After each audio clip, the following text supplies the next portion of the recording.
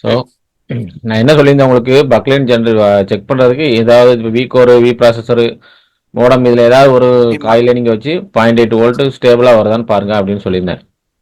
ஆண்ணே. ஸ்டேபிளாக வந்தாலே ஓகே தான் அந்த லைனு.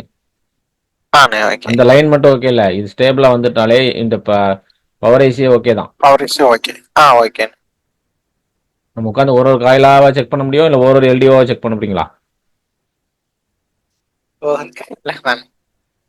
ஒரு கையில செக் பண்ணுவேன். ஆ ஒரு கையில செக் பண்ணுவேன். வீட்டில் சோறு வடிப்பாங்கல்ல, சோறு ஆமாண்ணே. வெந்துருச்சான்னு ஒரு ஒரு ஒரு பொறுக்கையா பார்ப்பாங்களா, இல்லை ஒரே ஒரே பொறுக்கையா பார்ப்பாங்க? ஒரே ஆயிடுச்சு. ஆ அதே மாதிரி தான் நம்ம என்ன பண்ணணும், டெஸ்டிங்லாம் வந்து ஒரு ஒரு ஏரியாவில் தான் வைக்கணும். ம் ஆண்ணே. இப்போ நம்ம ஓகே. சார்ஜிங்கில் பார்த்தோம். சார்ஜிங்கில் ஃபுல் செக்கிங் எங்கே சொல்லியிருந்தேன்? விபிஹெச் காயில் சுவிட்சிங். பிஎம்ஐடி. ஆண்ணே. விபிஹெச் காயில் பிபிஎஸ் சுவிட்ச். ஆண்ணே. விபிஹெச் காயில் சுவிட்சிங் ஆகுதான்ட்டு நம்ம டிஎஸ் வச்சு செக் பண்ண சொன்னோம்னா ஆண்ணே. ஆமா. அவ்வளோதான். அது சுவிட்சிங் ஆகுது. அதே மாதிரி பூட் ஸ்டாப்பில் சுவிட்சிங் ஆகுதுனாலே சார்ஜிங் ஆண்ணே. செக்கிங் ஃபுல்லாக ஓகே தான். ஓகேவா? ஆண்ணே. ஓகே. ஸோ அதே போல் இப்போ அங்கே நம்ம அதை செக் பண்ணிட்டோம். அடுத்து இங்கே அடுத்து உடனே இப்போ டெட் வந்துச்சுன்னா அங்கே அதை செக் பண்ணிவிட்டு அது ஓகே அப்படின்னா செகண்ட் எங்கே வந்துடணும், நேராக பக்காயில் கிட்ட வந்துடணும். பக்காயில் ஆண்ணே. ஏதாவது ஒரு பக்காயில் செக் பண்ணுறோம், 0.8 வோல்ட் வருது. அப்போ என்ன பண்ணுறது, ஆண்ணே. ஸ்டேபிள் 0.8 வோல்ட் வந்து ஸ்டேபிளாக இருந்தாலே ஆண்ணே. Power section 100% okay. ஆண்ணே. நான் சொல்கிறது எம்டிகேக்கு சொல்கிறேன், ஒரு சில இதுக்கு வித்தியாசம் இருக்கும், அதை நான் அப்புறம் உங்களுக்கு சொல்கிறேன். ஓகே. எம்டிகே குவால்காம்க்கு இந்த இந்த மெத்தடு ஓகே. எம்டிகே ஆண்ணே. Qualcomm welcome. எஸ்பிடிக்கு ஓகே தான். சாம்சங்க்கு ஆண்ணே. வித்தியாசமாக இருக்கும். ஓகே. சரி. ஓகே. ஸோ பவர் ஏசி ஓகேங்கிறத நம்ம எடுத்துக்கலாம். ஏதாவது ஒரு பக்காயில் வோல்ட் வந்தாலே போதும். நம்மளுக்கு ஆண்ணே. வோல்ட் வந்து ஸ்டேபிளாக இருக்கணும். ஆனால் நீங்கள் வோல்ட் வருது 0.8 வோல்ட் வந்துடும், அப்புறம் நீங்கள் டக்குன்னு உடனே மல்டிமீட்டர் எடுத்துருவீங்க. ஆனால் அது அப்படி கிடையாது, அது வேரி ஆகும். 0.8 அப்படி வோல்ட்டில் ஒரு 2-3 செகண்ட் நிற்கும், அப்புறம் ஒரு சில ஆண்ணே. ஃப்ளக்சுவேஷன் ஆகிறது மறுபடியும் அப்படியே டவுன் ஆகி மறுபடியும் ஏறும். ஸோ அதை ஆண்ணே. நீங்கள் ஒரு பக்காயில் ஒரு குறைஞ்சபட்சம் ஒரு 10 செகண்ட்ஸாவது வச்சு நீங்கள் செக் பண்ணாதான் ஓகேங்கிறது தெரியும். ஆண்ணே. இல்லையா? ஓகே. ஓகே. ஓகே ஓகேன்னு சொல்லக்கூடாது, மைண்டில் ஏற்றணும். ம்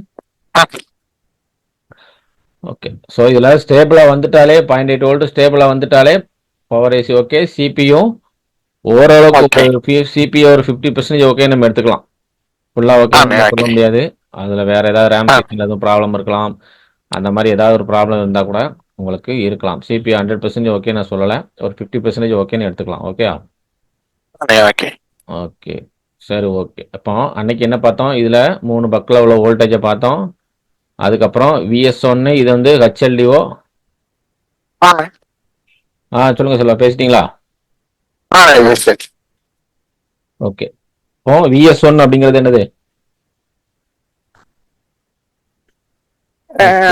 ஹெச்எல்டிஓ 2.1 ஆண்ணே. வோல்ட் வரும். ஓகே, மறந்துட்டீங்க அதுக்குள்ளேயும். ஆண்ணே. ஹெச்எல்டிஓ 2.1 வோல்ட் வரும். வந்துட்டு இது ஜென்ரேட் ஆகிட்டு எங்கே ஆண்ணே. போகும்? திரும்பி ஃபாரஸ்ட்குள்ளே போனேன். ரைட். திருப்பி பவர் வரும், அது ஞாபகம் வச்சிருக்கீங்க. ஆண்ணே. ஓகே. இதான் எதுக்கு போகுது திருப்பி பவர் மறுபடியும் இன்னும் லோ எல்டிஓஸ் எல்லாம் ஜென்ரேட் பண்றதுக்கானே. இன்னைக்கு தானே விளக்கமாக சொன்னேன் உங்களுக்கு. சரி, இப்போ பக்லைன் பூரா ஜென்ரேட் ஆயிருக்கு. எந்த வோல்டேஜ் ஜென்ரேட் ஆனாலும் இப்போ ஜென்ரலாக வந்து ஏதாவது ஒரு வோல்டேஜ் அவுட்புட்டில் ஜென்ரேட் ஆகணும்னா அதுக்கு ஆண்ணே. இன்புட்னு ஒன்று வேணும். ஆண்ணே. இப்போ பக்கு ஒன்றுனா நான் சொன்னேன் 0.8 volt V processor V core modem இதுக்கெல்லாம் 0.8 வோல்ட் வருது அப்படின்னு சொல்கிறேன் அவுட்புட்டில். அப்போ இதுக்கு என்ன இன்புட்டு? ஆண்ணே. இதெல்லாம் அவுட்புட் செக்ஷன். ஓகே, இதுக்கு என்ன இன்புட்டு? ஆண்ணே. இதுக்கு என்ன இன்புட்? விபிஎஸ்ண்ணே. விபிஹெச். இதுக்கு என்ன இன்புட்டு? விபிஎஸ். எல்லாத்துக்கும் விபிஹெச் தான். அப்போ ஆண்ணே. பவர் ஐசி வந்து ஒன்லி பக்கம் மட்டும் ஜென்ரேட் பண்ணுதா, இல்லாட்டி எல்டிஓ வோல்டேஜஸும் ஜென்ரேட் பண்ணுமா? ஹலோ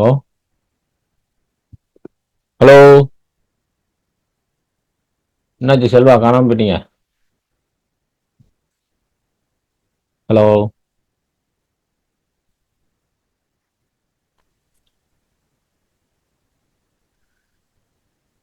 ஹலோண்ணே. என்னாச்சு? திடீர்னு எங்க போறீங்க? எங்க தான் போறீங்க இன்னைக்கு வந்துட்டு வெளியில? அண்ணே நான் எங்கேயும் போல. நீங்க பேசுறது எதுவுமே கேட்கல டக்குன்னு. ஆ.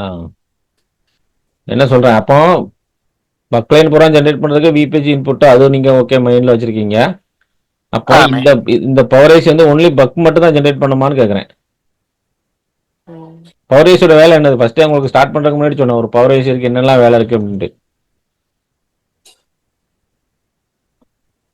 ஒரு பவர் ஐசி செல்லில் என்னென்ன வோல்டேஜஸ் எல்லாம் ஜென்ரேட் பண்றது, எதுக்கு பவர் ஐசி வச்சிருக்காங்கன்னு ஃபர்ஸ்டே ஸ்டார்ட் பண்ணும்போது சொன்னேன். ஆண்ணே buck line LDO line. LDO line. அடுத்து இது ஃப்ரீக்வன்சினே. Crystal frequency. Okay. Crystal frequency.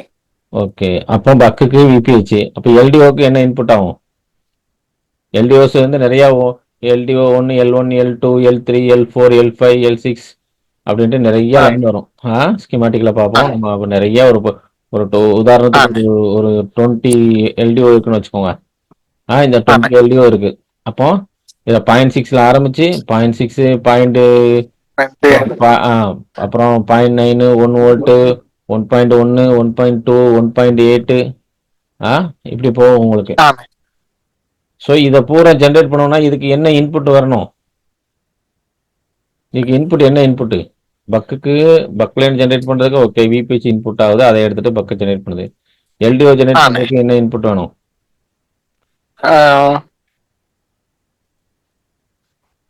வீராகாண்ணே. அண்ணே தெரியலண்ணே. வீரஜ் வீரஜ் 1 வீரஜ் 2 இது பூராமே வீரஜ் L1 வீரஜ் L2ங்கிறது தான் பூரா பக்லைனு.